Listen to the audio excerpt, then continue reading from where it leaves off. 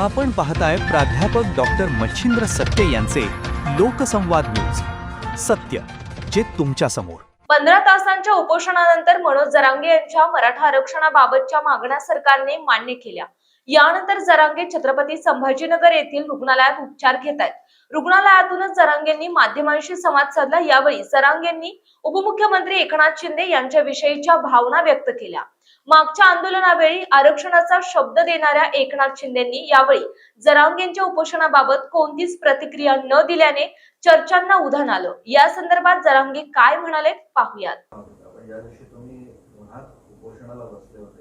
एकनाथ शिंदेही बोलले नाही, पवार मॅडम पण बोलले नाही, कोणीही तुमच्या उपोषणावर बोललं नाही, साधा शब्दही काढला नाही. नाही, सरकार म्हणून बोलतोय मी त्यांच्याकडे, त्यांच्या बाबतीत बोलतोय. आणि काही बदल झाला असेल त्यांच्यात, मला माहित नाही. मग ते जर बोलले नसतील असं जर तुमचं म्हणणं आहे, शिंदे साहेब किंवा कोणी, पहिल्यासारखे शिंदे साहेब राहिले नसतील. मग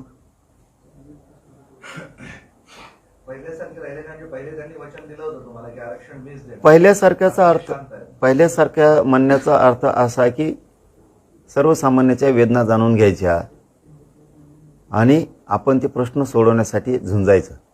पण जर आता एखादा कुणी जर दुसरं काय बोलत असेल आणि त्याच्या विचाराच्या जर ते आहारी जाणार असले आणि बदलणार असले तर होऊ शकतं. त्याचं काय सांगता येतं, कारण जसं सांगणारा का येऊ शकतो कानात सांगायला आणि त्याच्या विचाराप्रमाणे जर ते चालायला गेले तर ते बदलू शकतात.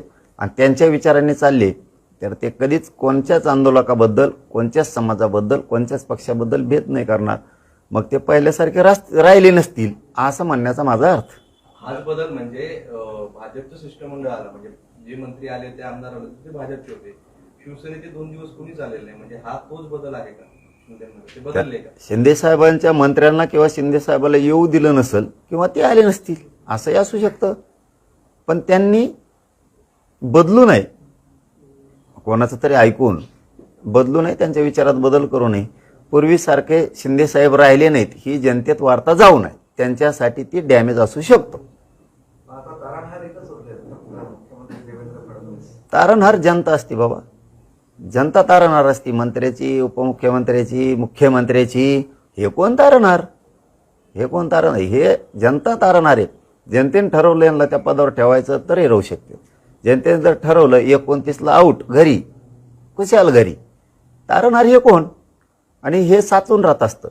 कामं नाही केले, मुख्यमंत्र्यांनी नाही केले, दोन्ही उपमुख्यमंत्र्यांनी नाही केले, हे लोकांच्या मनात साचून राहतं आणि ते निवडणुकीच्या दिवशी मताच्या रूपात त्याचा उद्रेक होतो, असंतोष दिसून येतो. मग त्यावेळेस तसं एवढंच कमी समजू नका कोणाला.